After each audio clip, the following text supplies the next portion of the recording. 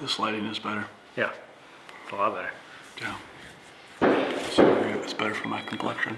Oh, well, that's good. It's all about your complexion. You're just recording right now? Yeah, it's what the red dot in the corner is. Oh, okay. Well, we'll cut that out.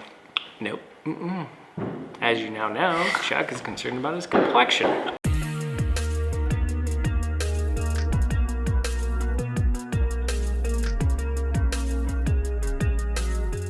Welcome to another episode of Power of Bourbon. So tonight what we decided to do, since it is summertime, we've been hanging out up here at the lake and enjoying our time. We figured people might want to know what we consider are the 5 best summer sipping whiskeys.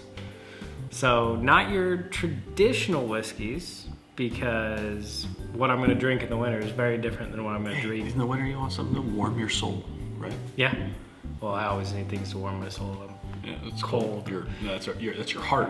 Oh, different thing. Okay, gotcha. Soul. Yeah, easily confused. Yes, it is. Yeah, no, but it's like, well, even today it was like 90 degrees and the humidity is here in the Midwest is this lovely 70%. And yes. You're just sitting out in the sun and you're hot. It's often where you'll go to a cold beer before you take a whiskey. But so yeah, I guess some criteria, like what makes a good summer sipping whiskey to you?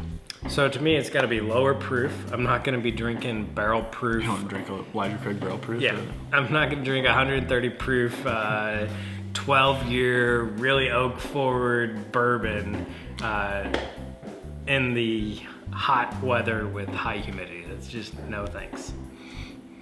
We know that TJ's not a true whiskey drinker if you decide to drink that all day of the week. He also works in the middle of a cornfield and heat and humidity doesn't bother him. I shouldn't. No, that's not true. Well, then what's your criteria? Yeah, so I mean it's similar, right? So you want something refreshing, probably a little bit lighter, so the proof point comes down. I think you probably stay away from the rye, both rye whiskeys and more rye forward bourbons. So things that are giving you that wintergreen flavor or that rye spice that comes through, those herbal notes, that to me in the summer isn't as appealing. Yeah, okay, yeah. So let's get into it.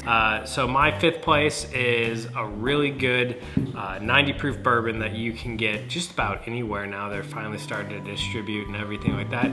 And that is Woodinville. So Woodinville is a great bourbon, great product. It is a 90 proof, it is pot distilled, and it is just some delicious stuff.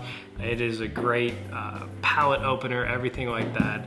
But it's great to drink lakeside. And then also, as with a lot of these things, when I was getting the list together, I was thinking sometimes you might want something to mix in a cocktail, and Woodinville would be good in a cocktail. Yeah, I like Woodinville out of Washington.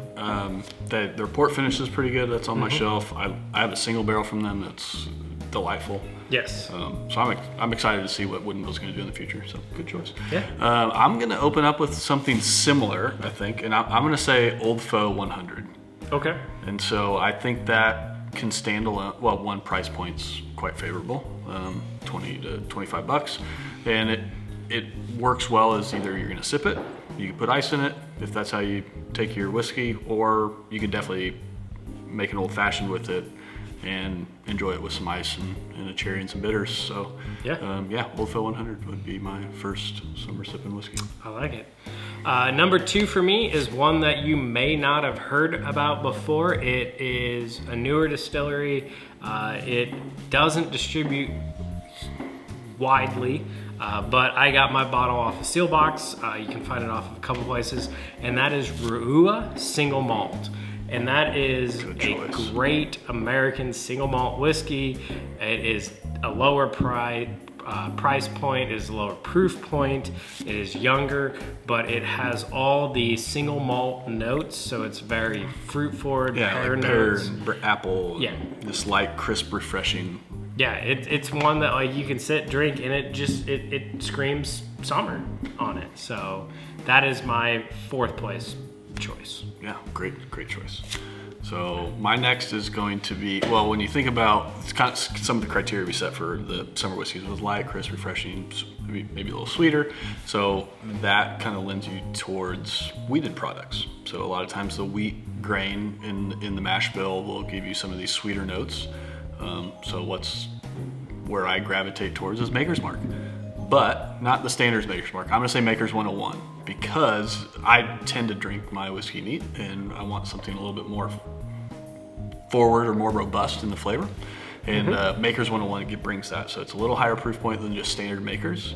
But then I think I was describing it as like sweet and a little bit sassy too. So it's got enough flavor that you could definitely drink that neat.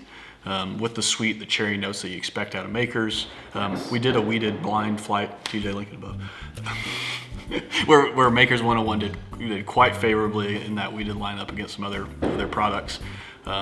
But it's going to give you both of it. It's still going to give you that flavor, that robust flavor that you want in a whiskey, but it's not going to be overpowering with the rye or spice, and the wheated notes kind of bring that sweetness. So you could also mix it too. The price point's favorable. It's probably up there around $40, I think, for 101. And it used to be you could only get it on duty-free locations, but now it's basically everywhere. Yep. And they also have 1 liter bottles, not just 750.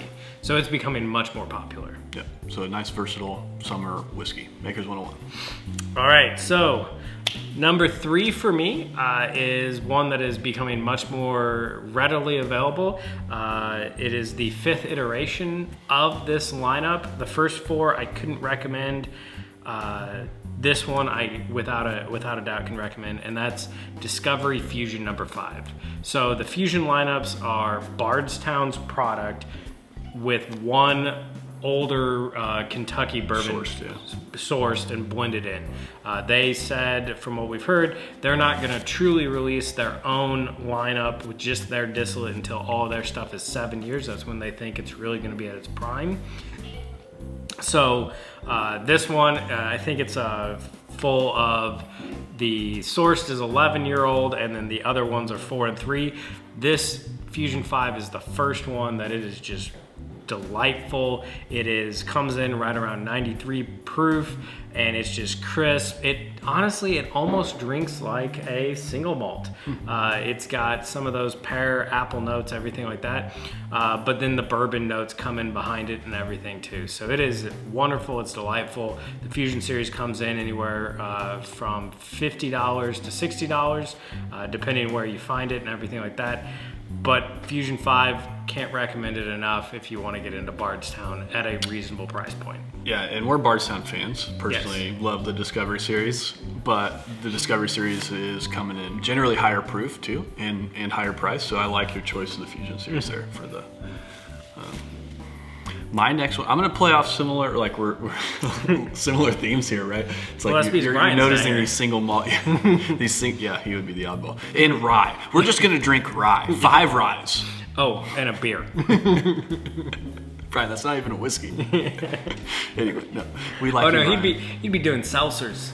Yeah. That would not be. We would edit that out. It's not allowed on the channel. There's bourbon in this seltzer. It's a Jim Beam seltzer. We don't have many standards, but that would be a standard. Yeah. Or the Wild Turkey 101 and Coke. Oh God. Yes. Yeah, this is.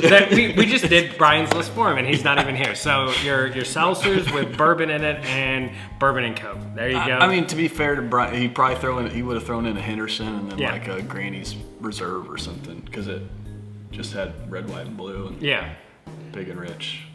Finished in like just sugar barrels. Full fire. All right, back on track here. So my next one, number 3. So when I was thinking about crisp and refreshing, I went with Barrell Armida.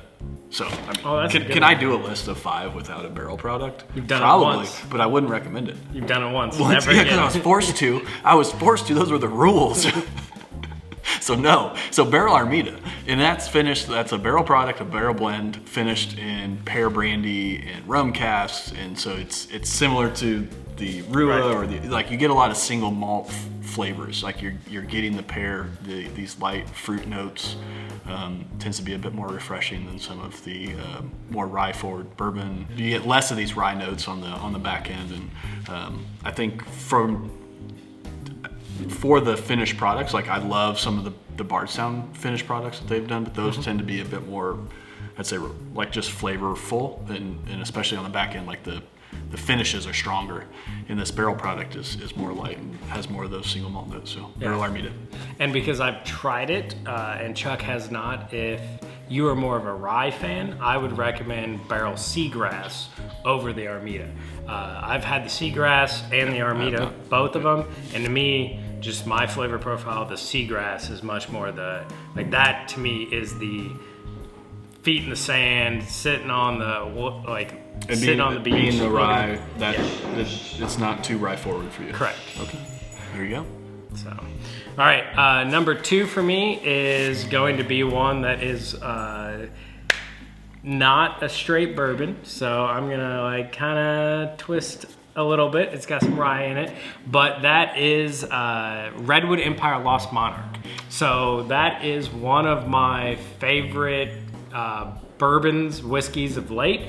It's a blend of their Pipe Dream and their Emerald Giant, which is their rye.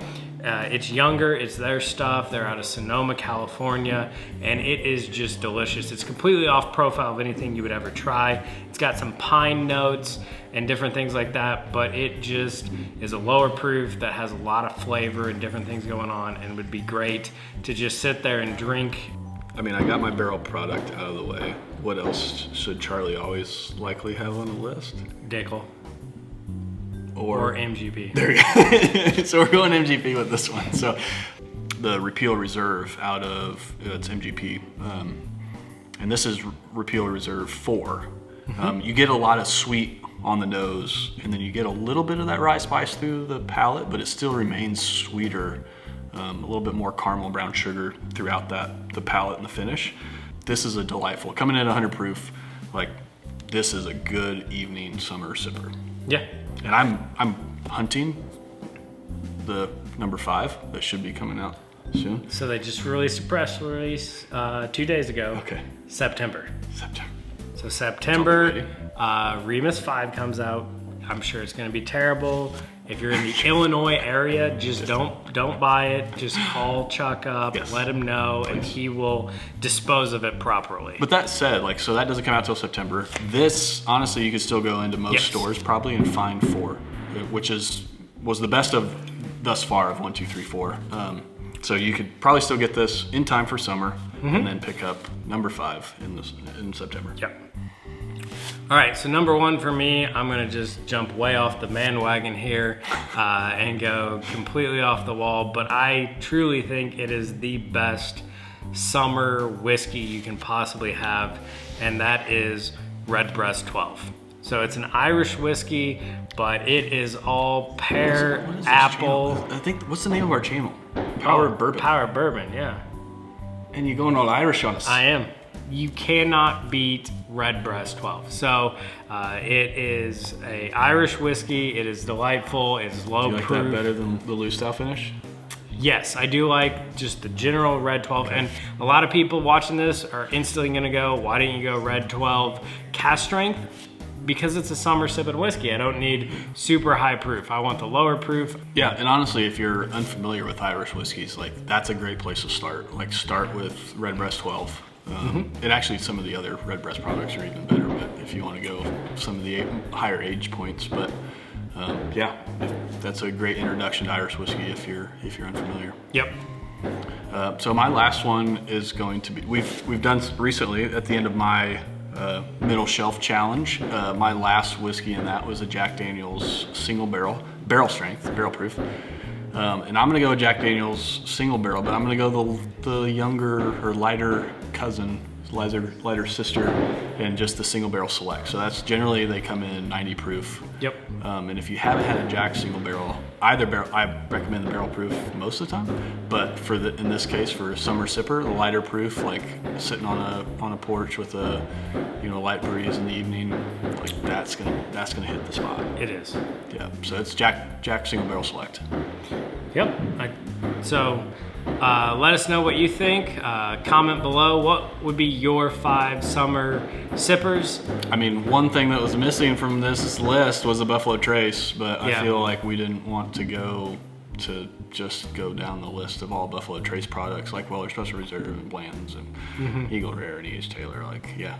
Well, and I think everything we listed, like, you could probably go out tomorrow and find for the most part. That's what we tried to, yeah. I mean, maybe some of the Barrell, like Armida or, well, Seagrass is available. You might have to hunt for it a little bit, but yeah, that's what we tried to keep this list a little available and priced. Obtainable. Obtainable, yeah. So some of the Buffalo Trace products aren't. And it's just, they're to avoid just being trite. Yep. So yeah, thanks for watching, and we'll see you next time. Yeah, stay neat.